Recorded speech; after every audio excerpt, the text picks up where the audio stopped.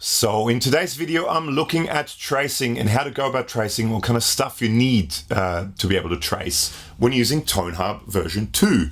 Now, this is provided by STL Tones, so this is what you would call a sponsored video, and big thank you to STL Tones. And I did a video you can watch up here, and I'll link to it in the description below as well, where I sort of compare a real pedal to a trace pedal and a real amp, that amp to the traced amp. This video is really just at looking at what you need and how to plug everything in and how to go about tracing, right? And there's timestamps below for everything, so if you want to skip ahead, skip ahead. Now, first of all, what is tracing? Also known as profiling or capturing, and to a certain extent, reamping. Basically, it's a way where you use a process, which is the process we're going to look at in this video, and that process takes a pedal of yours, like for example this one, which we're going to do today, or amplifiers of yours, and converts those into a snapshot, a digital snapshot, which you can then stick into ToneHub and have a pretty much identical or very close to identical version of that pedal or amp that you can use in a digital format in ToneHub. That's kind of what that is, right? Now, what do you need to trace? So first of all, you need a copy of ToneHub version 2, right? Then you need some sort of a DAW, some sort of software where you can record audio onto your computer. I use Logic, but you can use Cubase, you can use Pro Tools, you can use Reaper, you can use GarageBand. There's tons and tons and tons of different ones. The main thing is you need to be able to kind of route audio a little bit, and you need to be able to record. That's sort of the main thing, right? The next thing you need is an audio interface of some sort. So I'm using an Audient ID44 interface, but you can use any interface. Now, preferably, you would have an interface that has multiple outputs, even a reamp output, which makes things even easier because then you don't need half of this stuff. Some interfaces have that. But if not, at least some sort of outputs. You could technically get away with just a headphone output, but we'll get into all that later. But you need an audio interface so you can get in and out of your computer with audio, basically. You will need a reamp box. So I'm using this Mozztronics reamp box, but you can use any reamp box. They come in all different shapes and sizes and prices. You don't have to have the best, most expensive one. Anything will do. You can also get away with a DI. Technically, it's the same sort of thing. Probably not a bad idea to also have a DI, especially if you want to trace pedals. And then lastly, you will need a pedal, an amplifier, and all that sort of stuff. And if you trace an amplifier, for example, with a cabinet, you will need a microphone. If you want to, you could go down the route of using a load box and cap simulation, like the 2-note stuff, for example. I use that all the time.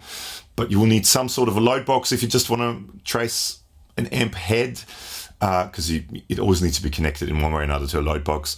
But yeah, and and some time. That's basically what we need, because it does take a little bit of time. So, first thing, how do you go about it? So in ToneHub, you click on Tracer. And now I'm going to trace, in this case, as an example, a stomp box, but you can use any of the other ones. But you click on Stomp, or whatever you're using, click Proceed. Now, when you download ToneHub, you also download this thing called a TracerTone. It comes with it. And this actually very cleverly helps you locate it. So you click on Locate, and it brings up the folder where it downloaded it to. It's called TracerTone. Now, what you will now need to do is you need to just drag that into your audio interface. So you create a track, you drag it into your audio interface, and you click on Import. So it's in here now. So this is the track. So, and basically what it does is it makes a whole bunch of noises, a whole bunch of sounds. It uses these noises and sounds and guitar playing sounds to analyze the pedal, analyze the amps, to then give you a digital snapshot of it. So that's the process, right? So next thing we got to do is we're going to somehow get it out of the computer and into the pedal or the amp. How do we go about that? So first thing you got to do is you got to kind of route it to where you want the signal to go. So at the moment, in Logic anyway, if you look here, it says it goes to stereo out. We don't want it to go to stereo out. I want it to go to output 3 on my interface. But whatever output, however many outputs you have, if you don't have extra outputs, you could unplug one of your speakers and use one of the speaker outputs instead. You could technically use a headphone output as well. But if you have extra outputs, what you want to do is you want to route it to that by clicking on that, and then you click on output. Now we don't need a stereo output, we just need a mono output. So mono, usually output 1 and 2 are your speakers, output 3 and whatever other ones you want. Use whatever one you want to use. I'm using output 3. So what that means now is if I press play, the file on here doesn't come out of my speakers anymore. The sound now gets route to output 3 on my interface. Now what I need to do is I need to go out of output 3, and that needs to go into my pedal or amplifier, but I can't just plug it directly into that.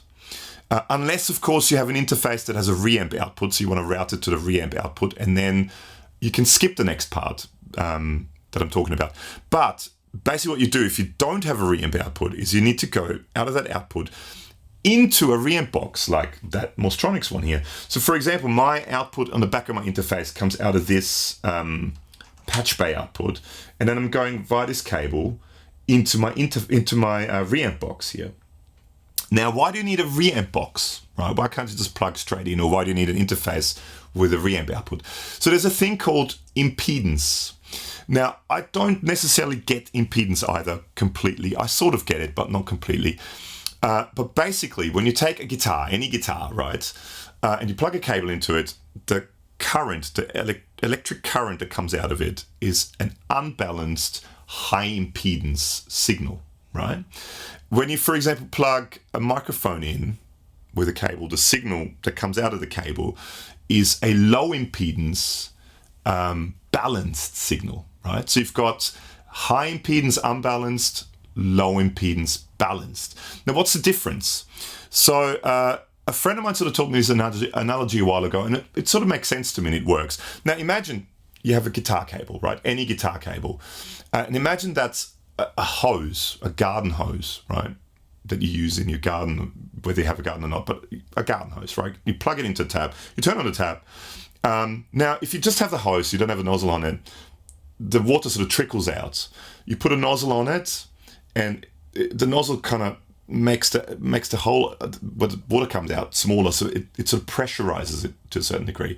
And then if you stick your finger over the end of it, it pressurizes it even more, so it's a much more pressurized stream, stronger stream that comes out. Now, and if you, for example, want to wash your car, you want a really strong stream. If you want to water your plants, you don't want to do that. You wreck your plants with a really strong stream, so you want a more softer sort of stream, right? And it's kind of the same with this to a certain degree, right? Let me know if that's a good analogy or not in the description or in the comments below. But basically, when you have a guitar, right, the guitar uses an unbalanced high impedance signal. Guitar amps, pedals want that signal, right? They don't work right if they don't get that signal. Now, the signal that comes out of your audio interface, if you don't have a REAMP out, but if you just have a normal output, is a low impedance balanced signal. Now, if you were to plug that straight into an amp or straight into a pedal, the amp and a pedal would sound different. It would react completely differently to the way it reacts when you plug a guitar into it, and it wouldn't sound anything like a guitar. So the REAMP box, basically what it does is it converts that balanced low impedance signal into an unbalanced high impedance signal that you can then plug into your pedal or into an amplifier. Now, technically, you could use a DI. It's sort of the opposite to what a DI does. You can technically use DIs backwards too. So instead of you plugging your guitar into it and it turns your guitar signal into a balanced low impedance signal, you could technically use it the other way around. The main problem is that not only is impedance different, but the volume is very different as well. So these REAMP boxes usually have an attenuator of some sort, so you can turn the volume down. Because often if you would just use a DI box, it would sound like plugging a guitar through a boost into your pedal. So you would into your amp or into the pedal. It would really boost the signal, right? So it's like a really strong, clean boost. So a REAMP box, you can attenuate with it as well, which is a good thing, right? Okay, so basically what we've got. So we've got the signal now coming out of the output on your interface, going into the REAMP box. Now we're going to take just a standard guitar pedal and plug it in to the output of your REAMP box. This has got two outputs, but it doesn't matter, just any output. Now that cable comes to here now and gets plugged in to my pedal, right? So now I've got the signal coming out of the computer through the audio interface, goes into the REAMP box where it gets converted to a signal that the pedal likes. Now I need to go out of this. So I've got another guitar cable. Now I've got this guitar cable coming out of here. Now that goes back into my interface. Now the problem you again have is that this signal is a high impedance, unbalanced signal. And your interface usually prefers a balanced low impedance signal, unless you have a high Z input or a DI input. You can stick a DI in between it as well. I would probably recommend using a DI. But a lot of interfaces will have a little switch, or some of them know when you plug a guitar jack in that it's a high Z input or a high impedance or unbalanced signal. But you've got to make sure that's right. Okay, so now so we've got the signal coming out of the computer, out of the interface, through the REAMP box, into the pedal. And now we're going out of the pedal back into the interface. So what we now need to do in our audio workstation, our DAW, like in Logic here, we need to create a new track. Now, this again depends on what channel you plug it into on your audio interface. I plug it into input 2. So I'm creating a new track, input 2. This can go to output 1 and 2, so I can hear it coming through my monitors. Create, right? And for some reason this is not centered. Okay, so now I've got the TracerTone sound coming out of that, going through all this, going back in, and now I can re-record that sound with the pedal on, and you can already hear noise. One thing to remember when doing this is to get the levels right. So they recommend around -6 dB. So you can sort of see it in most DAWs, it sort of says it around here. So you don't want it too hot. You want it at about -6. So it tells you here kind of what it is. So what you got to do is you got to set all the volumes, your input gain on your interface, the volume on here, the volume on that. You got to set it all. It's a trial and error thing, right? So it won't work perfectly the first time around. It's a trial and error thing. But you got to set all the volumes, and then you want to record it. So yeah, so let's record it now.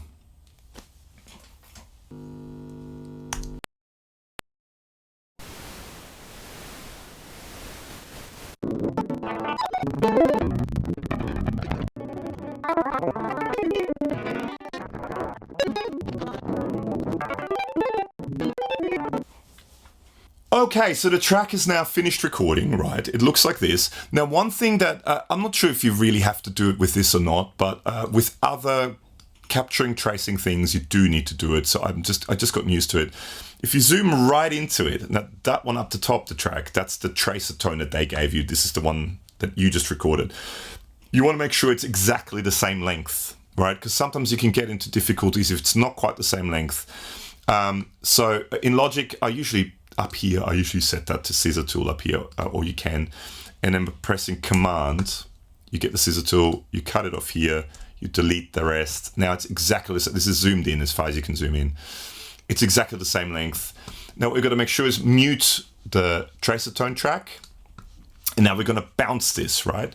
So in Logic, you just click on bounce at the bottom here. You got to make sure you click on the PCM. So you want to bounce it or render it as a WAV file, 24-bit, 48,000 sample rates. Click OK. Oh, actually, that needs to be back in the front. Sorry. Got to make sure that is at the front too. We're bouncing it, doing all that. OK. We're going to save it. I'm just going to save it to the desktop, and I'm going to save it Big Pig Distortion. All right.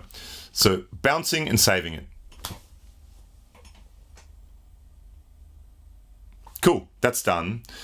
You can save this file too. If you save this as a, I don't know, tracing file, then you have that saved in here, and anytime you want to do something, it's already kind of set up for the tracing, right? Now you're done with the DAW. Now we need ToneHub, right? So we're going back to here. So we've located it. Now what we need to do is we need to import the file we just saved, right? So we click import. Here's the Big Pig Distortion wave. Let's double click on that. We've imported that. Import is successful. Now we're going to click proceed. Now we have the option of default or advanced. Basically, it's the, for lack of a better word, quality of the trace. Default is more for cleaner sounds and lower gain sounds. Advanced is more for higher gain stuff and fuzzes and stuff like that. Sounds where there's more harmonic overtones, more content, right, in the sound. Now, for something like this distortion pedal, I would usually use advanced. Just for this video, to speed up the video, I'm going to use default, because default takes about 10-15 minutes. Advanced, on my computer anyway, which is an Intel Max, it's a few years old, it takes about an hour 15, so it takes a fair bit longer. So I would, with this, personally select advanced, but I'm just going to go for default just to make the video shorter. GPU, I would leave it. You can check it out, but all this stuff, again, with all this stuff, it's a trial and error thing. Try out default, try out advanced, see what the differences are. Then all you got to do is click Start Tracing. It makes no sounds. It doesn't do anything. It just traces. So you can walk off, you can do something else, you can turn everything else off and come back to it when it's done. So let's do that. And we're done. Tracing is complete. Now, don't push restart tracing by any chance accidentally, because then you've got to do it all again. Press proceed. Now what you can also do is you can set the settings that you have on here. So we can kind of try it. So that's the volume, the master. So master was at about there. The gain is this one, which is at about here. And then that's bass and treble. We can do the bass, so low was about there. And treble was about there. We don't have a middle, so let's just put it there. So, I mean, you don't have to do it, but you can roughly do it. So we can set, so it's set to those basically. Proceeds. Now you can call it whatever you want to call it. So I'm calling it Big Pig. Let's call it Big Pig. In a folder, you can put it into whatever folder you want. This is just how you store it on here. I'm going to call it DoD because it's a DoD pedal. Instrument for guitar, gain type. I'm going to call it relatively high gain. Why not? Don't need any notes. And the stomp, it's a DoD FX70P Big Pig distortion. So, and you save whatever name you want to save it to, whatever you want to do. Click save. And now we have it. Here it is. It's amongst all the other things. And you can use it as a tracer pedal within your version of ToneHub. So I hope that was sort of a help with all this. Like I said, no sounds in this. If you want sounds, check out the other video that's linked down below. This is really just a how to plug it all in, what you need, how to go about it. I hope this was helpful in one way or another. Big thank you once again to the awesome people at STL Tones for letting me be part of this release.